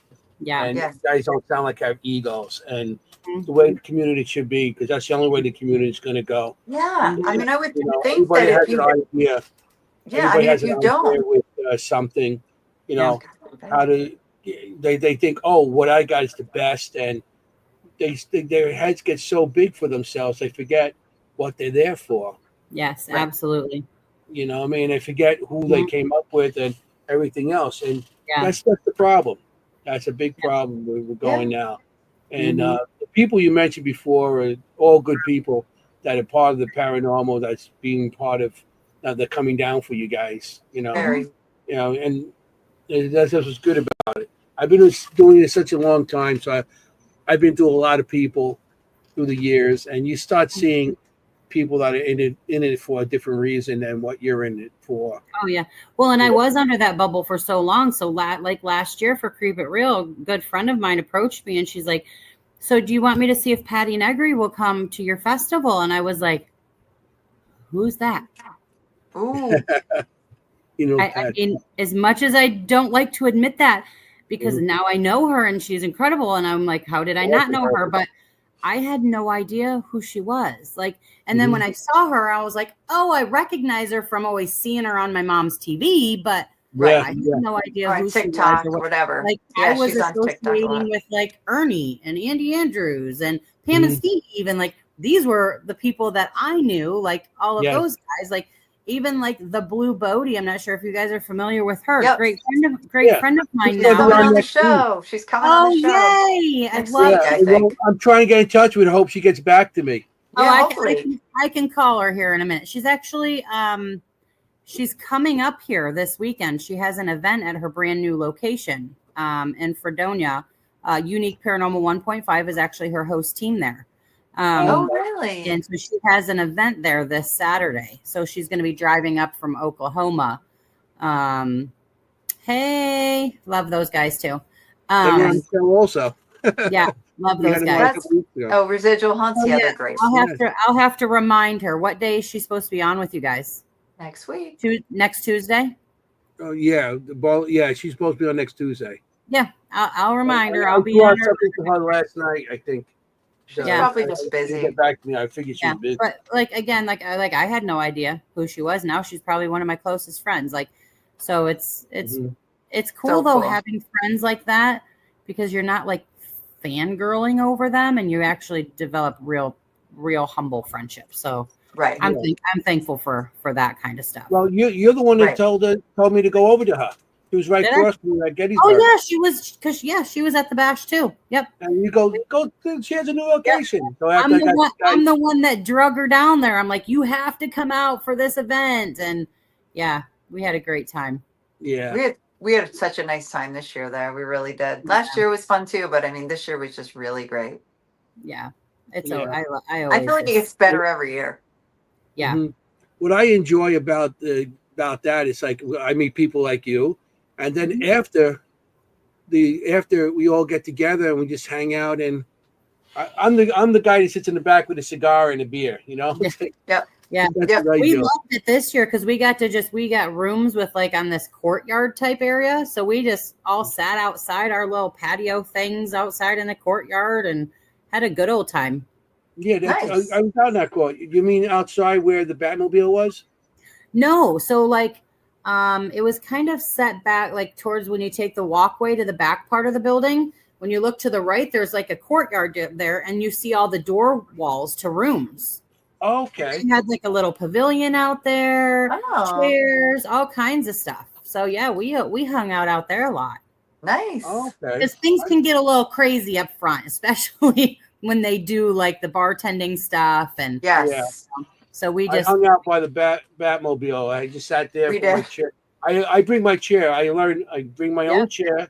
Yeah. Yep. Sit down and we bring my own beers and we sit there and there you go. Yeah, we just people watch. Oh yeah. So everybody's so nice.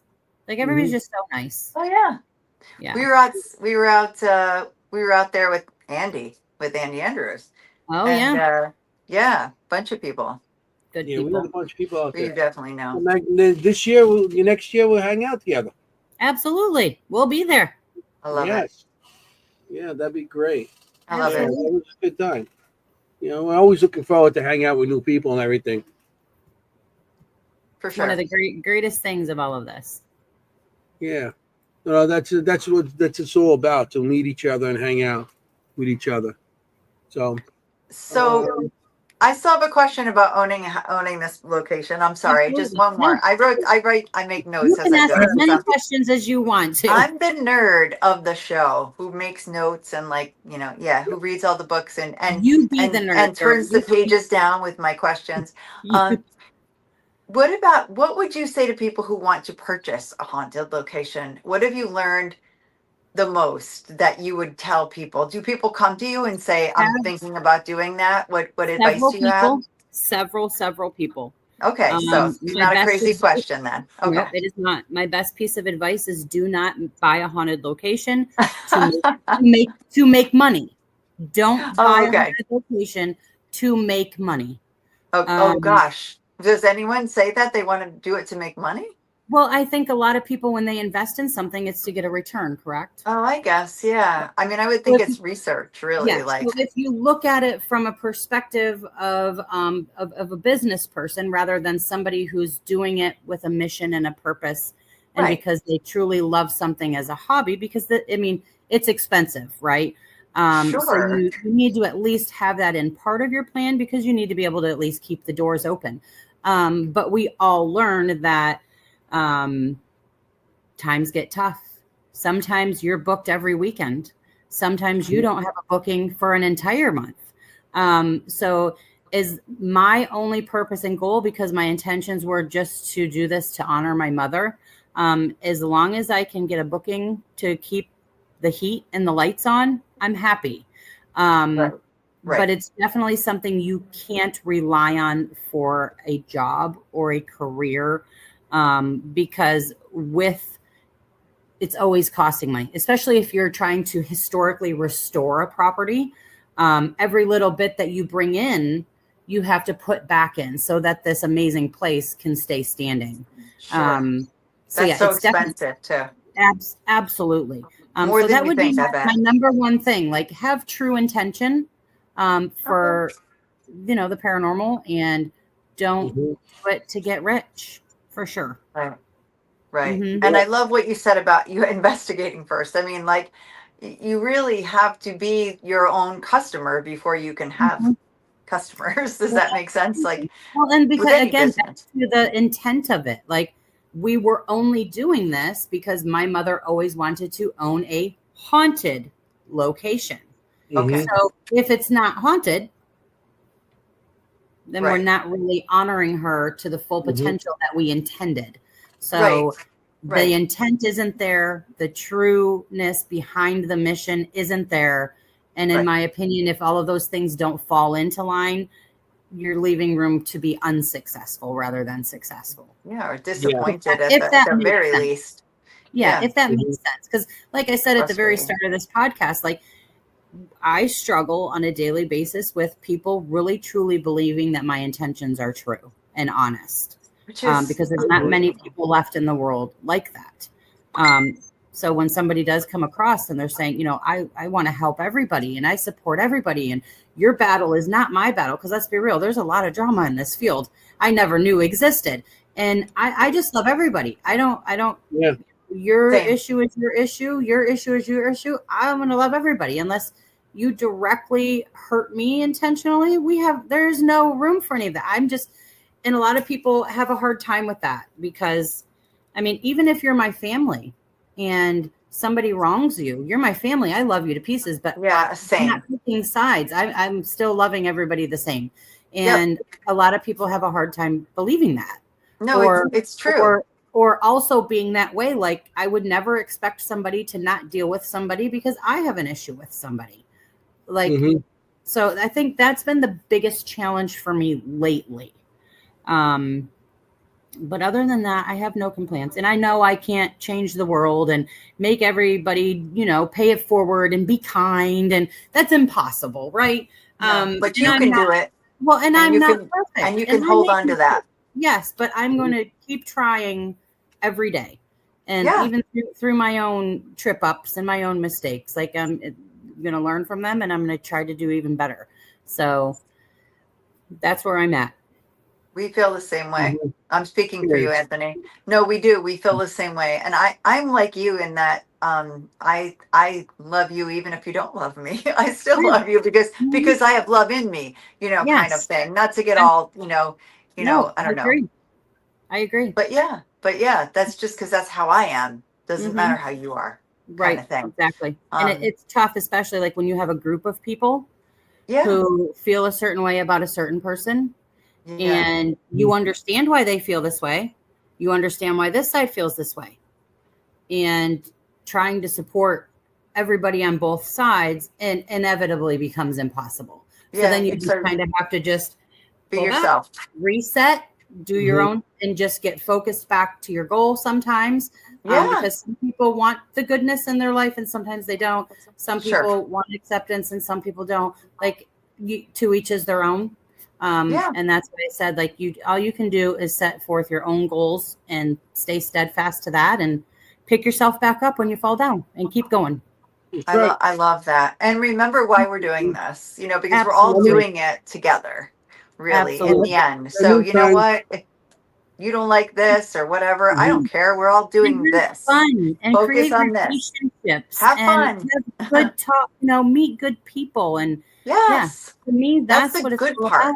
Absolutely. I love this woman. We're all in it for the same reason. I mean, the drama is the drama. It's just try to stay out of it.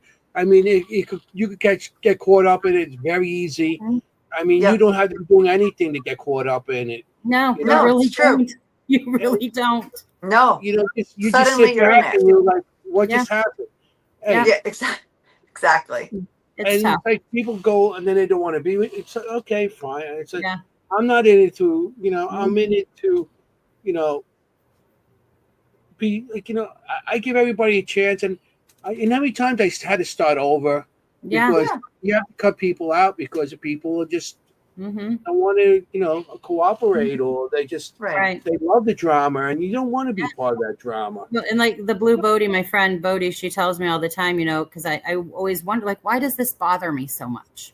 Like, why, if somebody doesn't believe my intention, why does that bother me so much? And she's like, it's because you're a squishy Pisces. Like, this is just who you were born to be. And, you just want to love and accept everybody, and you want them to feel that with you as well. And that's just not how the world works. So that's why it affects me personally. Yeah. When somebody gets upset with me because I'm not agreeing with what they're putting out there, it's like, we can agree to disagree. That's okay. I still love everybody. Yep. Same. I'm a squishy Cancer. Yeah. Oh yeah. Squishy. She reminds me every day of my life. Oh, it's just because you're so squishy. I always say a Pisces is a good Cancer. I'm a Cancer, and I always say Pisces is like a Cancer, but better, but good. Like no moodiness. It's the squishiness that Pisces is an evolved Cancer, I say. For sure. No, but I totally relate to you. I relate. Mm-hmm. I'm sure Anthony's like, she sounds just like Jenny.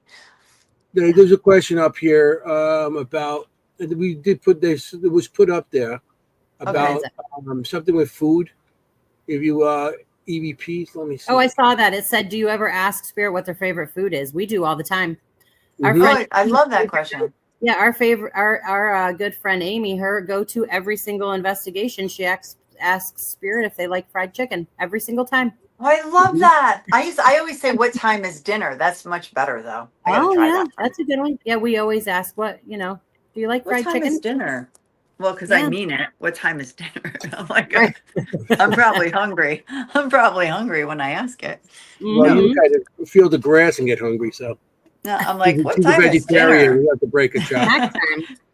No, but that's a better question. I love it. Or my favorite thing, I love pickles. Anybody here love pickles? Like, we just usually pick something. Some of the responses we get sometimes are wild. So much fun. That's a great idea to be so specific like that. That's so good. Yeah. And I try not to do the yes or no, but you get like on Phasma, like pickles or fried chicken. Like you get weird stuff. So then you're like, they do like fried chicken. I love it. I think I would say what do you eat with it or something? What would you eat with fried chicken? Just because I don't like to do yes or no on my recorders, because I just feel like any noise people think, oh, that's a no, or that's a yeah, that's a yeah. Yeah. Because sometimes it's like, so I tried. What's up, guys? I love all these wonderful people in here. They came to the Creep It Real Festival. I love them. We adore them. We're all about the love here. He was a little bit of a smart aleck because even though the festival was fantastic, nobody showed up for any of the guest speakers. So he made a video of himself in the basement with like nobody down there. Oh, it was hysterical. That is so him. Yeah. Jeremy. Oh my God. Yes, totally. Yeah, he's great. Yeah, he did. He brought the kids along and they hung out with Dark Hollow's kids, and it was great. It was awesome. Oh, Jess is so sweet. Yeah. So sweet. I love it. They're great. Yeah. Well, we've seen them at the Gettysburg also. Mm-hmm. Yep. We had them on the show also. They're great people. Yeah, such good friends. Also, another amazing cause that he stands up for. Similar. I was thinking about Beyond the Badge when you were talking about your what you were doing, reaching out to people. Yeah, exactly. Yeah. And the possible roundtable or whatever you decide to do. Yeah. In the beginning, we hope you come back, Jeremy, for sure. Because I'm sure they could, definitely give you some input there. Oh, 100%. On that subject, because they support Survive First. So same idea. Absolutely. Same idea. We all have to live another day, survive another day. I'm sure they would agree that there. Yeah. So. Or the most famous thing that he says that I love the most is that it's okay to not be okay. Yeah. Mm-hmm. Very, very true. And that is very true. Very true. Very true. Yeah. So Adam's in Texas, so absolutely, Adam. We would love to have all of you. We everybody's welcome. Everybody. We'd love to have everybody up there. Experience someplace. Definitely going to have to get a trip. I'm over here in Queens. How far are you from the Poconos? Oh, not far. 3 hours. Okay. I got a place in the Poconos. I can sleep there and then drive to you. Ooh.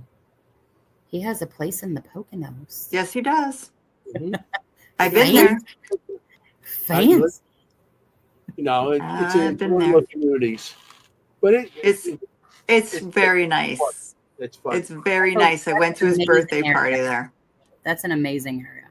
Yeah, but it's only like 3 hours from me too, I believe. I'm in the middle of New Jersey, but on the western central side. Okay. So not western, but central, but not on the coast. It's So On the west yeah. end would be the hats and the boots and the horses and stuff like that. I like breaking a child. He does. My house, He really does. Everything I Yeah. say. I wish I wasn't on my phone. I wish my computer didn't. Thanks for coming in, Jeremy. Thank you, Going to hang with Jeremy. the They're so nice to come say hi every time. It means the world. Anyway, so how does one, I'm getting a little ahead of myself here, but how does one make reservations at the Doss House? So the most popular way recently has just been sending us a message on our Facebook page, the Doss House of Loretto. Okay.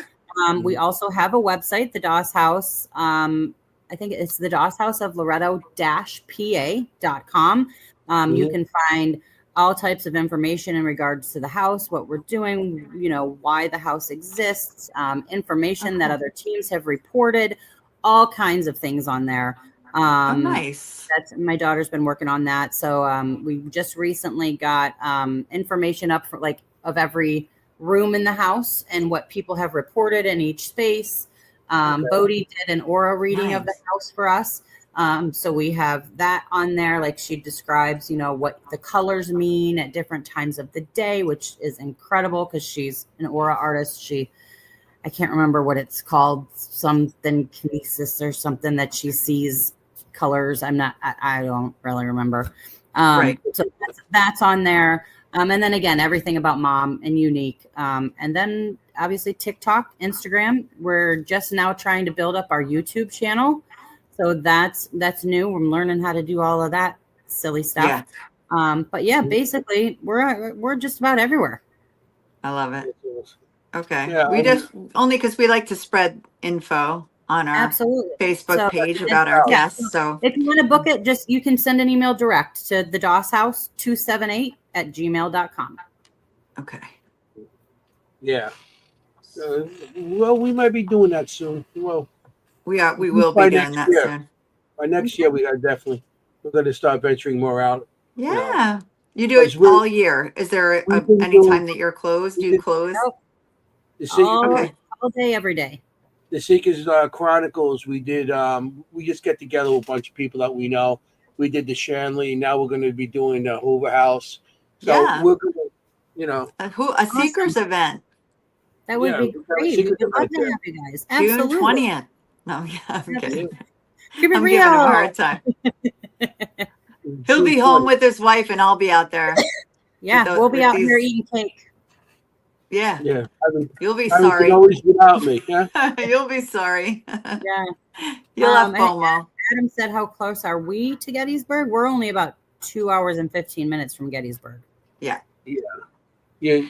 You're 2 hours. Yeah. I'm 5 hours, 4.5 hours, 5 hours. Well, and what's awesome about this area is there's 4 locations, all within about 15 minutes of each other. So you have the Doss House in Loretto.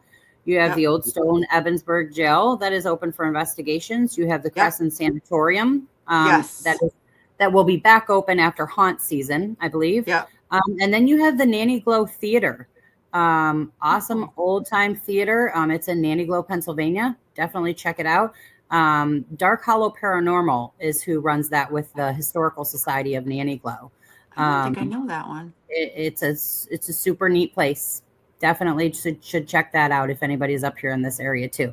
And like I said, all 4 of these places are all within about 10 to 15 minutes of each other. That's awesome. Yeah. I mean, but you need a weekend. Like Crescent is massive. It is massive. And you definitely do not. I know you said the cold doesn't bother you, but when you are it's up freezing.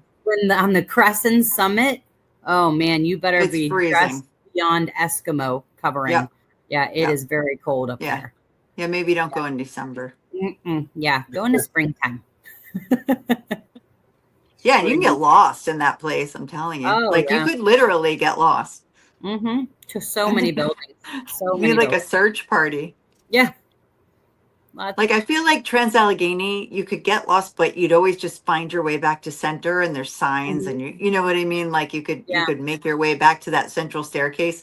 But Crescent, no, you feel come like out. they'd never find you. Yeah, you come out of a building and you have you just hope for the best. You don't know where you are. Even outside, you're like, I don't know. We've gotten to the point, literally, we'll just dip back down into the tunnels, and we know eventually we'll pop up somewhere that's familiar. So bad. Not the best way to do it. We don't recommend that. No, exactly. I mean, the tunnels are creepy in itself, but yep, that's the last time we were there. That's what we resorted to. We'd pop up, do an investigation, go back in the tunnel, make our way to the next one. Yeah. Oh, wow. Cold it was? Is it cold? That gets really cold there, you saying? Crescent. The winter, Crescent gets very cold. Yeah. Mm-hmm. I've never been there. Yeah. But that's a great idea. Yeah, the Old Stone Jail does get cold, but he has a big meeting room that he heats. So you can go out, investigate, come back, warm up, go out, investigate, come back, warm up. So, and then I don't think Nanny Glow has heat at all. If I'm being honest, I don't think so. They got a bathroom. Well, maybe springtime. I think they have a bathroom. No. I don't know. I hope so. I never used it, so I don't know. You could spend a week out there, that's for sure. Oh, absolutely. Do you just do daytime, or do you just do nighttime? I mean, or do you ever do daytime investigations? We do. My new thing is daytime. All the time at the DOS. DOS we do just because it's easily accessible to us. Same with the Nanny Glow Theater. We were there in the day, but everywhere else, like if we get there at 5, we get to it so we can have some daylight stuff. Because we get, doesn't matter what time of day it is, you're always getting stuff. No, I agree. I think people need to do more daytime investigations. Mm-hmm. Yeah, I think it's just that these places are setting up their times that you can book it for these later hours. So you want to take advantage of all of that time. So yeah, that's why we're like, you get 12 hours. You pick the time that you want to check in, and honestly, even if you can stay longer. We're okay. Like if the next group isn't coming in until 6 o'clock the next night, and you need to sleep to get home safe, we're totally cool with it. I love it. How many people would you say is a good number to investigate at the house? 5 to 6 is perfect. 8 max. 8 max. 8 max. Yeah. Okay. Because the noise, it's not that big either. Like when we do bigger group things, we divide up. So like this past weekend was crazy. We were celebrating Danielle's birthday, and we had happy birthday. We had a big group of people there at the house. We had like 4 or 5 people sitting in the living room, and then obviously the dining room's just adjoining. So then we had 3 or 4 people in the dining room, and we investigated between the 2 spaces. Same like over in the barbershop. We had half of the group in the barbershop, half of the group right there in the kitchen, and did things that way. The basement, same way. Front basement, back basement, everybody. So there is room to make it possible and that everybody can be together. But to have somebody on this side of the house doing one thing and somebody on this side of the house doing another, there's just too much cross-contamination there. Yeah. Mm-hmm. I mean, if you have 5 people, you could pretty much stay together. Oh, absolutely. Yep. Yeah, I mean, if you got too many, well, I would go with 5 people. But if you get more than that, you always could have a group stay outside and do inside the house and then alternate. Because I've done that at certain locations, the Hinsdale House and what do you call it, the Burlington Prison and stuff like that. We always have like a small group go in and have another group wait outside. That's a good idea. Then, I mean, that's how you do it. Whatever works for you. That makes sense. We'll put Anthony in the van with all the cameras. I wouldn't mind that. You don't understand. All the cameras there. He'd be in heaven. That would be his perfect investigation. I'm willing to place a bet right now that he would not, and I'm curious to see when he gets there to see if he would stay the night in that house alone. What, I bet he would. I don't think he would. No. Oh, because he can. I would, because I'd be like, oh, this place is so comfy. Yeah, because he has so many abilities, and there's okay, good point. Spiritual traffic in there. Good point. I'm not so sure. Good point. I forgot. I would bet on that. Well, we'll see. He's not afraid of much. Challenge accepted. Yeah, no, I mean, the basement sounds interesting, but I don't like to say it's, do you ever find like you don't like to say much, right? Because you want people to go in and Well, yeah, and question. I want to give false pretense, but at this point, there's so much You can't hide it. now. Yeah. Yeah. So much out there. There's a couple spaces in there that definitely feel icky. I'm not a professional, and they're, in my opinion, none of us are. Everything is still always paranormal theory. Nothing's ever going to be proven. Exactly. Everybody has their opinions of what they sense and feel, and they're entitled to that. Like, there was a big thing in the beginning. We know that people go in doing YouTubes using certain titles for clickbait and all of these things. But yeah. you can't, and then you actually click on it and it's nothing of the sort. So, right. Unfortunately, sometimes you get that stigma attached with the location. That's nothing like that. But then you get some people that are definitely, like, this energy is here. I see this. I feel this. And, you go from people, having such a low vibrational feeling of an energy to us having dance parties with spirit over in the barbershop, so it goes from here to here all of the time. So, and that's what makes the place so unique. And because it's so new and we're learning so much every single day. Mm-hmm. I can only imagine what it's going to be like in a few years, like what you're going to learn, like what you're going to, that's so exciting. Yeah. Mm-hmm. And finding the documentation. And we found out that Frank, he lives across the street. He was Doss's best friend, and he was the town's historian. He had tried for years to have that building deemed a historical site. But he just kept running into one wall after the other. The first was because there was no documentation from 1810 to like 1832, I think it was, because it was that meeting house, and it wasn't built as a home. Right. So until it was actually deeded a home, that was one strike that they put against him. And then because they actually added on to the original structure up into the mid 1900s, that put another stone in the road. So I think, but that's so common. I know, which is very odd. I know Danielle's going to try looking into it again. I mean, because the original structure is over 200 years old. That's pretty incredible. I mean, if you could get that, boy, would that help you a lot. Yeah, we're going to try. We're really sad that we have to cross paint my the building. fingers. That's making us sad because couldn't you get somebody like go and like down the basement, the foundation and stuff, and take samples and give it a date? I don't know that answer. It would be something to look into for sure. Mm-hmm. Because like an archaeologist. Yeah, because they could do it with old bones. Carbon data. No, I don't think it's silly. I think it's good. No, but it's too bad they don't just believe it. Like, I mean, they don't have any documentation. As long as there's a foundation there that's a couple hundred years old, they got to look into that. They'll say, well, there is an actual document from 1810 for this building. There is an actual. But like I said, these were the hiccups that Frank said were along the way. Yeah, I'm sure if anyone knew how to do it, it was Frank. In the 1830s, it was then deemed a home. So that alone should have gotten it. But then they threw at him that no, because this was built on and this was built on and it's not original and it's not this and it's. But that shouldn't matter. Yeah. I mean, this area, who knows? If it was up to Loretto, they'd probably bulldoze the property just to get us out there at this point. So they're picky. That is true. Yeah. But I mean, if anyone knows how to do it, it would have been him, as a historian. Right. He did. He did try for a lot of years, I guess. Well, yeah. Oh, wow. Yeah. I know. I just realized that myself, that we would have talked for right over 2 hours without even realizing it. We've got like a minute.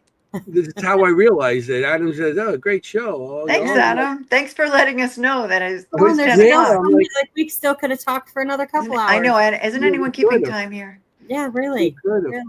So I really got to end the show. It's like, what a great show! Oh my gosh, we are so grateful to you for coming on. Thank you for coming on.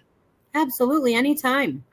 Yeah, and we'll keep in touch about all the other stuff that we talked about. Yeah. And, after the show, don't go away right away. We'll talk a couple more minutes before, I will be here. Okay. So I really got to say goodbye. Yeah. Gosh, we got like 30 Cool. seconds. Yeah. Everyone, thanks for coming. And I'll let Anthony do his outro. Yeah, I wanted to thank everybody for coming tonight, and I want to thank Shauna. With Miss Danielle. I wish she was here Yes. too. And happy birthday. Yeah, happy birthday. Storyteller. I want to thank like I said, everybody in the audience. I want to thank you. We are running out of time, so I got to just say, everybody, when you go on investigation, you got to be safe because you want to look for ghosts. You don't want to be a ghost. Okay, forget about it. Ciao, familia. Bye, everyone. All right. Thanks for coming. Thank you. Hey, how you doing?